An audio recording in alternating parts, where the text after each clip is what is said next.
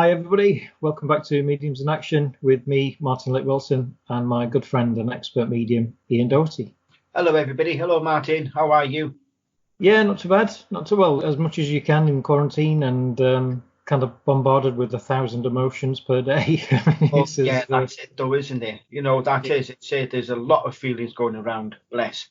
It really is, and I mean, you're doing some sterling work looking after, have you got 5 cats now? Yeah, there's 5 that come round regular. I've got my own cat Millie. I'm looking after one called Maggie, who was in a bit of a dire straits, bless her. I have Ross that still comes around. Then I have a cat who I've called Blackie because she's jet black with just a little bit of a white spot, and she's Maggie's sister by another Mister. And then there's one I called Stripey because it's a striped tabby with a white belly. So I have all coming round, and they just walk into your kitchen, just help themselves. The little black cat walks walks around the front room and seeing what's going on. And Millie's thinking, what the is going on here? She's got an open door to the cats. Yeah, but it is. I think it's great that you're looking after them, because, often, certainly during crisis times, animals are the first to suffer. And sometimes it's not intentional either. I think what happens is we get so focused on certain things, we forget the bigger picture. We forget that, actually, we should be giving some attention to our pet cat, or, we should be doing that. And I mean, all of this really is, as we say, it's kind of a distraction. And I think when you're a medium, or certainly if there's people out there who are sort of sensitive, shall we say, this time is really, some of you might be feeling, not only obviously personally feeling anxious or feeling huge amount of emotion, but also as well as what can happen is if you're clairsentient, which means kind of clear sensing, basically, means that you're very sensitive to the energies and to spirit particularly, but also as well as you can kind of tune into the consciousness, I think, kind of maybe not the global, but maybe sort of like a localized conscious. So you kind of feel weird, don't you? It's a bit strange. It is. I mean, sorry, Martin, yesterday, for instance, I just thought, you know what, I'm doing nothing today. I mean, I did some artwork, but I just did nothing. I thought, I'm not going to push myself. I just felt very not down of mind, just sort of, I don't want to do anything. So Millie was loving it because I spent about 15 hours in the garden. But I think at times you got to go with the flow of your emotions and feelings, because it could be that people are having a bad day, the Monday blues, even though they are stopped at home, most of them.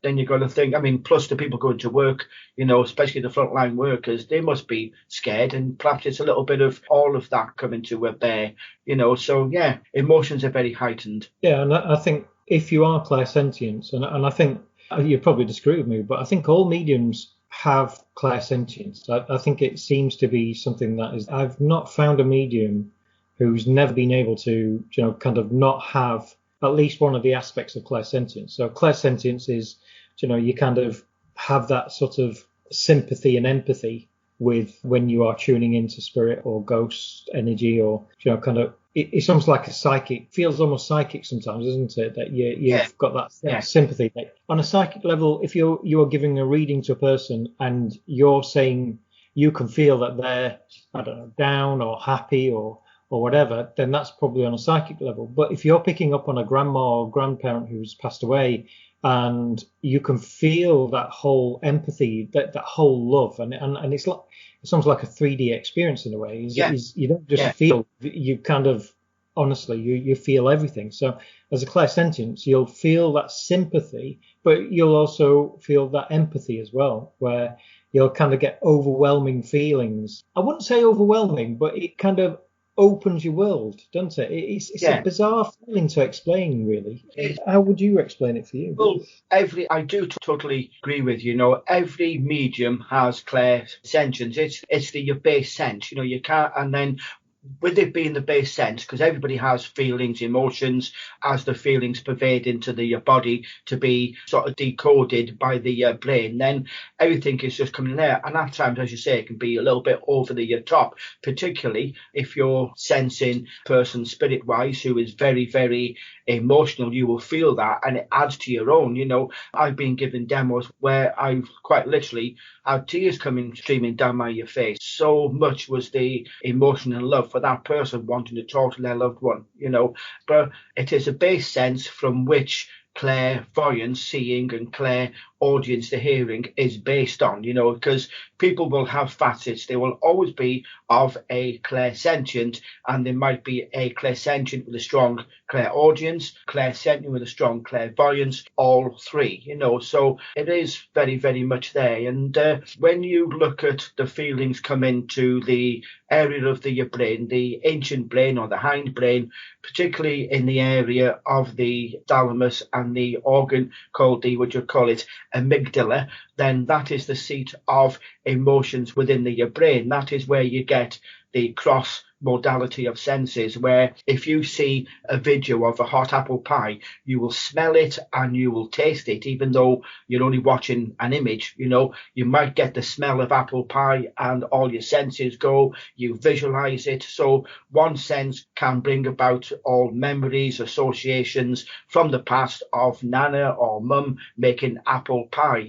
so it is all linked in there. And those feelings come particularly when you are working in, you are sensing the energy, so to speak.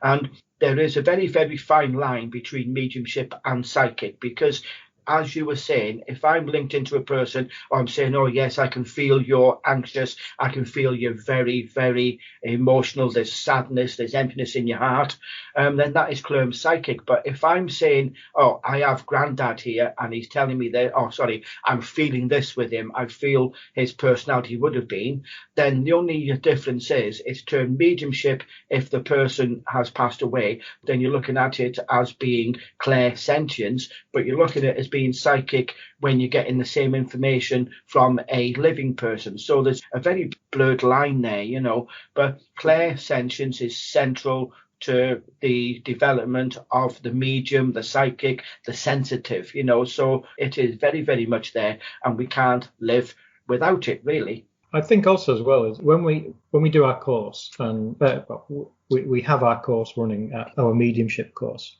And often people will say, I'm doing meditation, but I'm not connecting with spirit. Instead, all I'm feeling is a sense of warmth.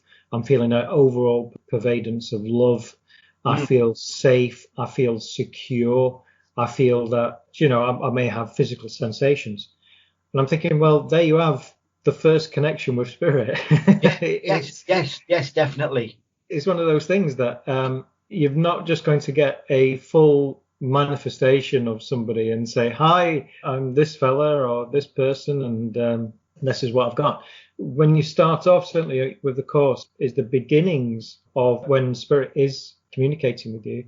It does start off with the emotions, the feelings. You might also, one thing I don't think we've ever discussed is one thing as well, is you might get inspirations as well.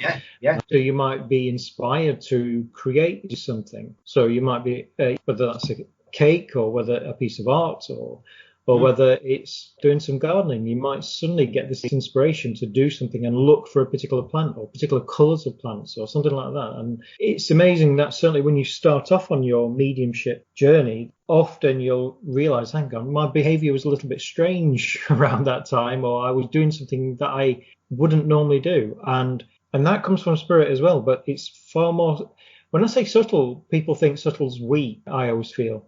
But subtle is as strong as it can be, because it's kind of trying to get it into your mind and trying to get you to start your journey, and it can come in different ways. So these instincts or insights and inspirations, certainly look out for those when you start. And when you're doing meditation, I think that's a great way. I mean, that's why we both like meditation as a tool for mediumship, is just that calming down. Even if you don't do a proper meditation, but just that calming yourself down, you suddenly start being aware of your own emotions, but also kind of what I want to call a third party emotion as well, that Yeah. you're aware that there's something there and sensing. Yes. So anybody who's not doing our course, do look to do meditation, and we do suggest this to everybody, and most people won't do it. We know they don't. But get a notepad and a pen and put that beside you and write down the emotions that you get. Because over a period of time, you'll be aware particular emotions keep coming back, or particular sensations, or particular smells, or, as I say, the empathy, the feelings. And then once you've built up a picture, you'll be aware that there is somebody with a set pattern of feelings, senses, and that'll keep coming back to you until you've recognized the pattern. Yeah. Would you recommend anything else to watch out for as well? There's one, a little bit about when you say you're perceiving energies, because there are a lot of people, as we started talking about, saying whether they are frontline workers, bless them, that are going there and they are scared of what they're facing, particularly the doctors and nurses, the carers, who are faced with this, sort of, am I going to get through? How can I help this person? You are getting all those emotions there, and then you're getting the collective consciousness, of people generally feeling scared, but what you're also getting is the feelings of your loved ones, your family, not just from spirit. We're talking about living people here now. When you are just being told off, because spirits still continue to live, but that point of view, people in the physical world, I think that's a better way of putting it over. You do a lot of readings these days, and more over the phone line or Skype, and what comes through on a more regular basis, the person I'm speaking to will be, I will say, for instance, you've been feeling really happy, then all of a sudden your mood dips, you feel really anxious or tearful, and then within about 3 or 4 minutes you're back to normal. Oh yes, I am. I get that all the time. I said, well, thinking about the person who you wish either to come back, or you're thinking is working away, and you're getting their feelings, because they are thinking about you at that time, and they're thinking, oh, I wish I could have somebody to give me a hug, or I wish I could be with you, and you're getting feelings of other people there. Yeah, absolutely. It's amazing. It's I think it's a very, very strange time. Was that you? Ching ching. Oh, I'm just about to turn my mobile off. Sorry, my mobile. It was just I thought you were on the champagne or something there. Oh no, it's a Facebook message. I've just turned my Martin, and sorry, ladies and gentlemen listening. Yes, it's a funny time for emotions as it is, and obviously you do have to kind of go with the flow. Yeah. So, I mean, there's some amazing stories that what people are kind of telling me, and somebody who I know, she's in her mid-60s, and she's been a top businesswoman, top PR, and never, ever, always seen herself as kind of, I think she's built a wall of emotion around her. Yeah. A wall to stop all emotions. And the other night, when the NHS clap that we do on at 8 o'clock on Thursdays, she went outside and saw all the street clapping in celebration of the NHS and the frontline workers there.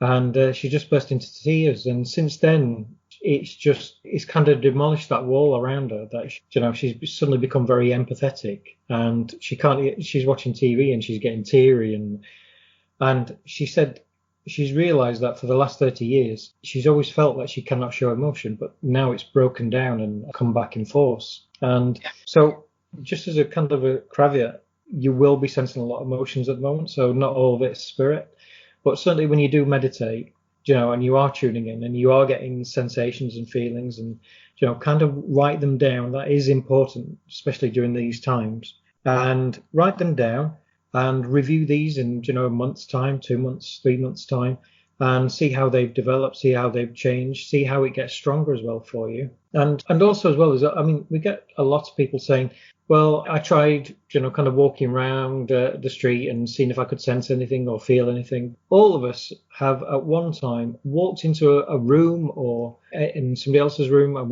and you can walk in and there's been an argument. It's just that vibe and energy in the air.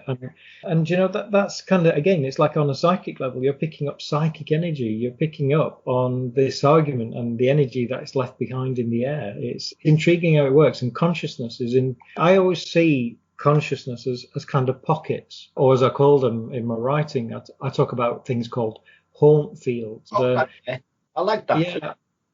Yeah, I kind of call them haunt fields. And I've been studying ghosts and spirits for a long, long, long, long time. And what's always intrigued me is that every haunting, or you look at certain cases. Now look at Jack the Ripper case. You wouldn't really say it's a ghost case, would you? It's a No. murder case. So I then looked the area where Jack the Ripper stalked, which was Whitechapel.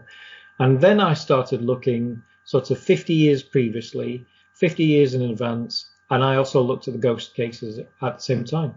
Yeah. And it was intriguing. It was that whole area has got this condensing of ghosts, murders. There was a ripper about 20 years previously who was believed to have been a Chinese man who was ripping people, like kind of stabbing them at the back.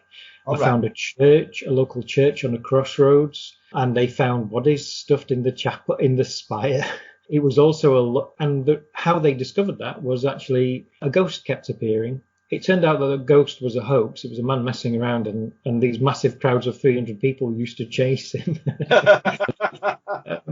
But what intrigued me was that there's areas that they're not bad. I mean, if you look in ley lines, they'd say, oh, it's a bad ley line.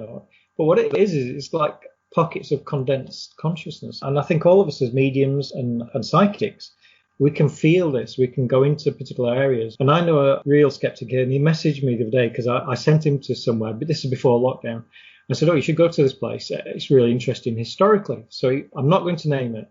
But he went there and he come back and he said, oh, I got a really bad vibe from there. I said, I thought you weren't psychic or spiritual, or you didn't even know that. He said, no. He said, but it's really weird, isn't it? He said, it's really strange. I said, yeah, it really is. It's got a pocket of weirdness. It's got this, and the history there is got a murder just in the neighbouring field.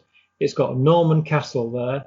It's got ghost stories, folklore. It's got grave robbers, and it's all in an area which I would say is probably 100 metres square. It's not a massive, it's not a massive area at all.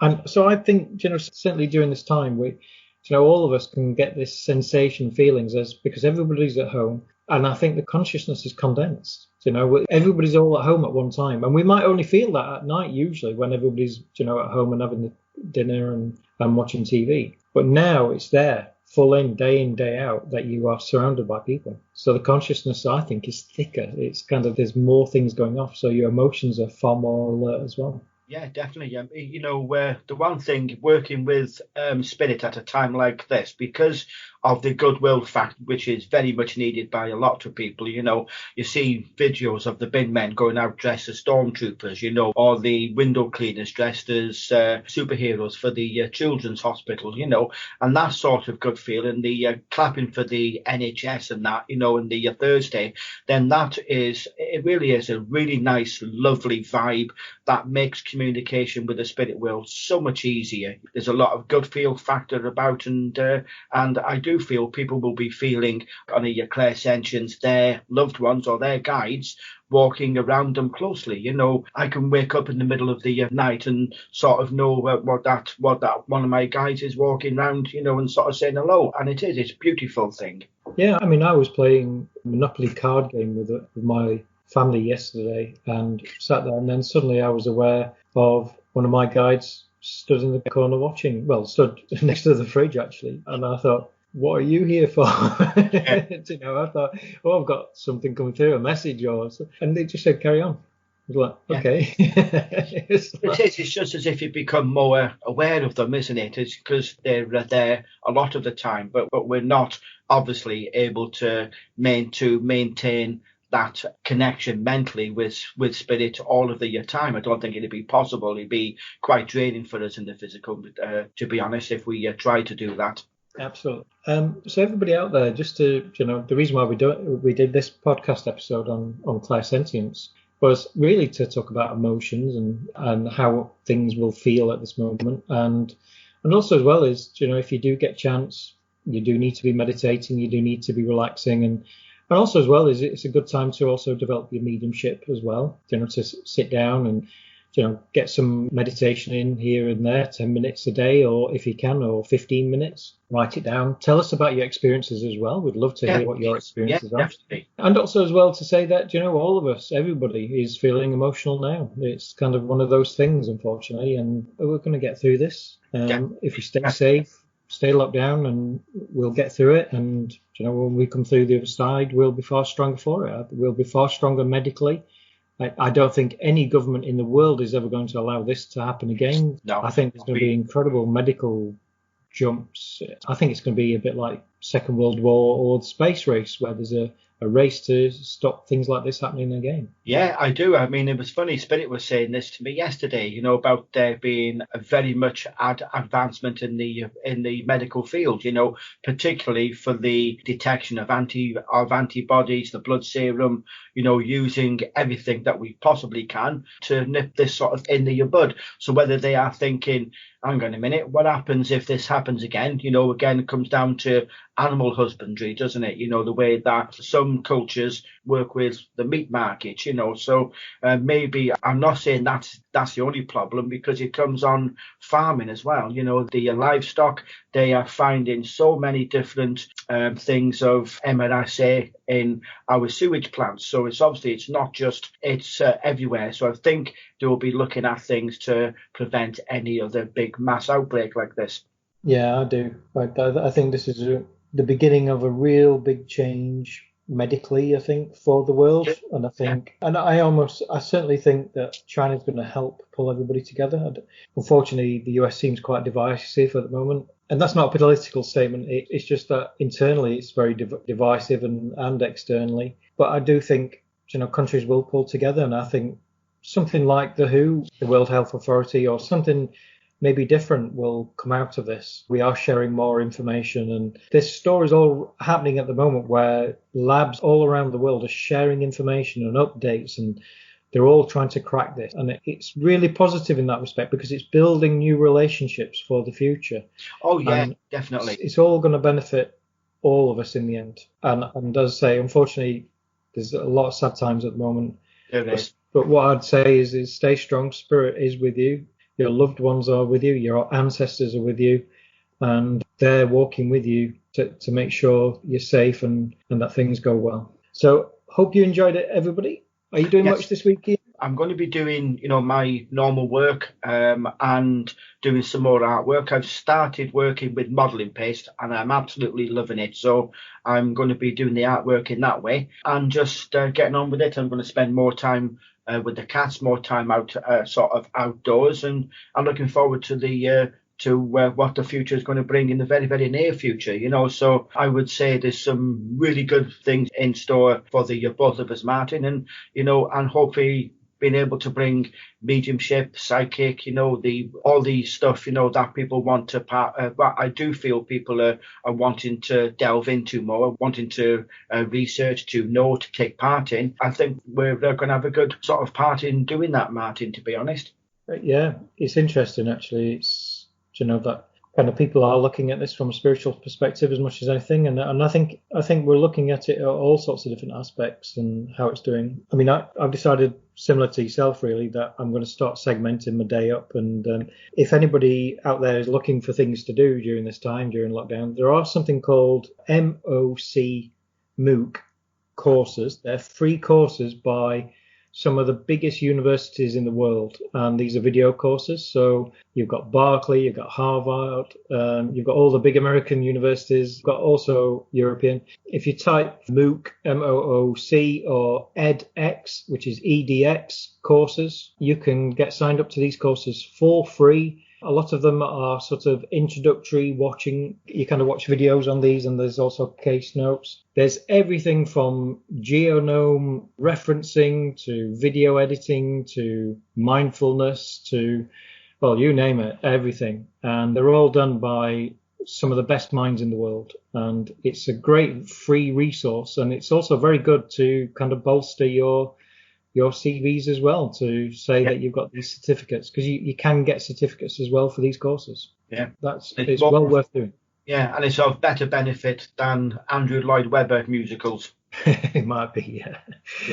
Well, I hope you all enjoyed it, guys, and lovely to talk to you. We will be doing another live later on this month. We've been doing live sessions on our Facebook page. If you've not been watching, we do them. We'll be probably changing them to Wednesdays because we've been organising them on Thursdays, and obviously it mixes up with the NHS support. But But yeah, check out our Facebook page when we're doing lives. We do readings, we do chat, we answer your questions, and it's a really nice vibe. The people who've got involved have been absolutely beautiful, asking questions, and it's been a real positive supporting them during this time as well, hasn't it, Ian? Yeah, definitely.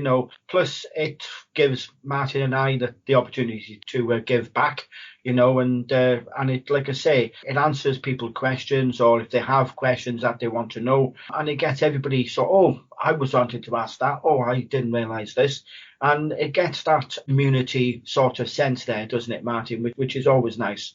Absolutely, absolutely. So thank you very much, everybody. Thank you, Ian, and Thank you. we'll be back soon. Bye bye. Bye bye, folks. Bye bye.